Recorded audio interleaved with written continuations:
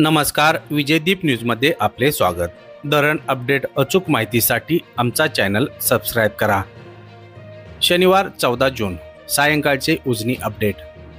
उजनीच्या पाणलोट क्षेत्रात शुक्रवारी झालेल्या दमदार पावसाने उजनीत येणारी पाण्याची आवक वाढत असून 14 जून सकाळच्या तुलनेत सायंकाळी 6 वाजता उजनीत पाण्याची आवक 763 क्युसेकने वाढली. मागील 12 तासात उजनीतील पाणीसाठा जवळपास 1 TMCने वाढला.